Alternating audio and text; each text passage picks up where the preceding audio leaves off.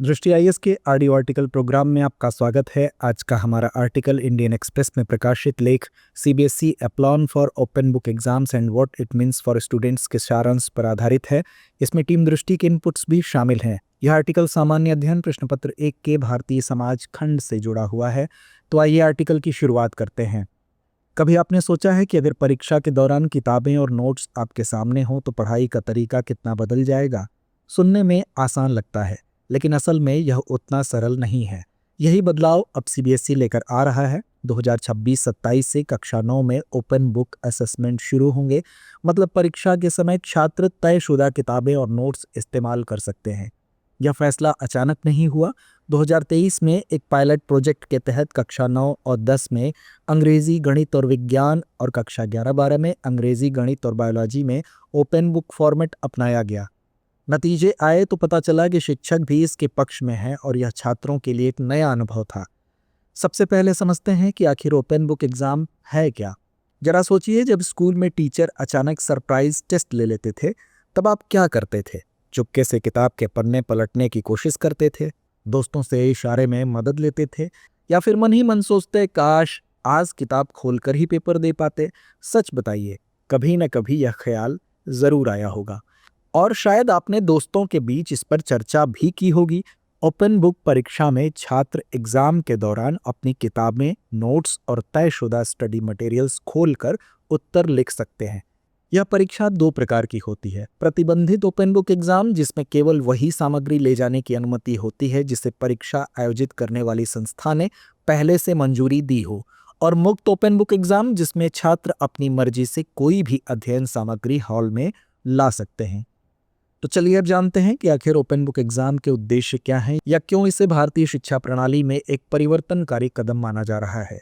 Open book exam का असली मकसद याद करने की बजाय समझने और लागू करने की क्षमता को आंकना है। इसमें चुनौती यह नहीं है कि उत्तर कहाँ लिखा है, बल्कि यह कि उसे सवाल से कैसे जोड़ा जाए और सही निष्कर्ष कैसे निकाला जाए। उदाहरण के लिए, विज्ञान के पेपर में आपके पास सारे तथ्य होंगे, लेकिन निष्कर्ष तक पहुंचना आपके लिए विश्लेषण और सोच पर निर्भर करेगा।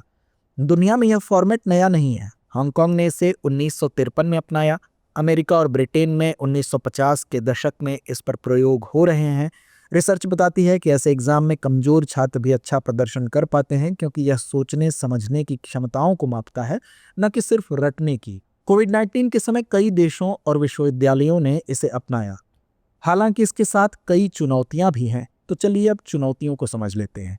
भारत में भी यह पहली बार नहीं है। 2014 में सीबीएसई ने ओपन टेक्स्ट बेस्ड असेसमेंट शुरू किया था, लेकिन 2017-18 में इसे बंद कर दिया गया क्योंकि यह अपेक्षित परिणाम नहीं दे पाया।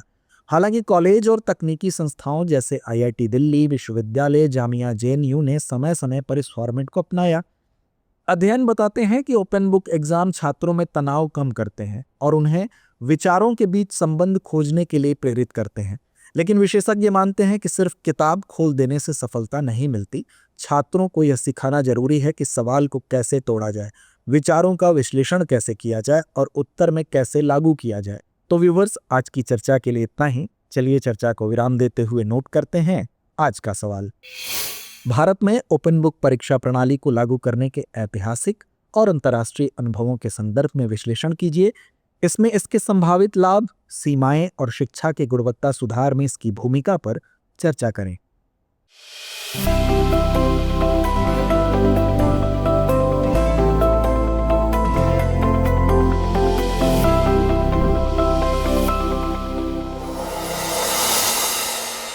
डियर व्यूअर्स, अपने एग्जाम की तैयारी को और बेहतर करने के लिए हमारे चैनल को लाइक, शेयर और सब्सक्राइब करना न भूलें।